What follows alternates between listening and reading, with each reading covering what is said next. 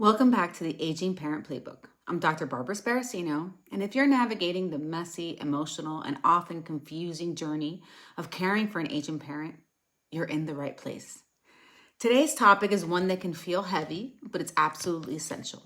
Estate planning basics for caregivers. Here's what we're covering.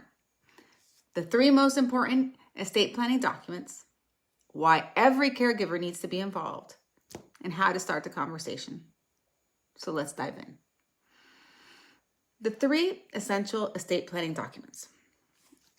Estate planning sounds intimidating, but at its core, it's about protecting your parents' wishes and avoiding chaos later. There are 3 documents that every caregiver should be aware of and help ensure are in place.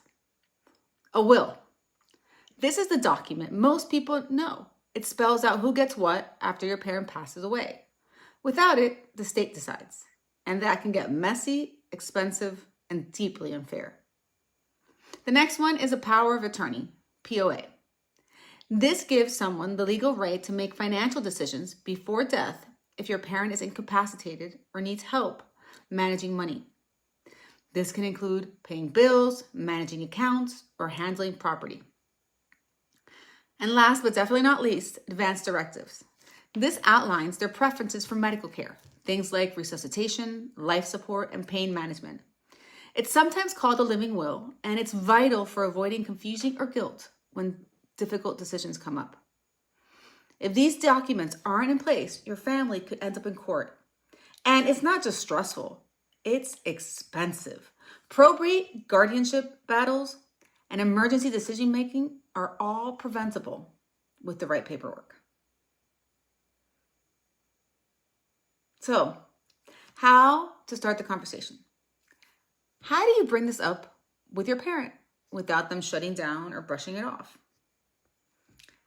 Here are 3 caregiver-tested strategies that work. Start with a story. Say something like, I heard about a family who lost everything because they didn't have a will. I don't want that to happen to us. Stories make the conversation feel less accusatory and more protective. 2, emphasize control. This isn't about you taking over. It's about them staying in charge. Try, this ensures your wishes are followed, even if you can't speak for yourself. 3, break it into steps. You don't have to do everything at once.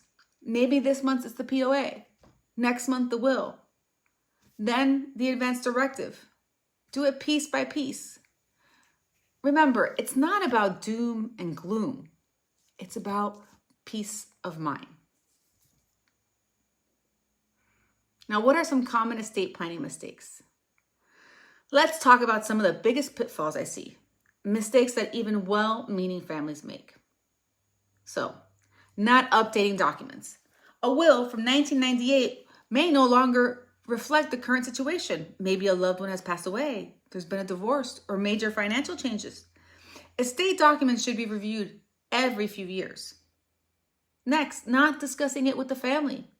Even if documents exist, if nobody knows where they are or what's in them, it can still lead to fights and confusion. Transparency now prevents heartbreak later. There's also waiting too long. I can't tell you how many families say we thought we had time, but cognitive decline, accidents, or hospitalizations can happen overnight. It's never too early to plan.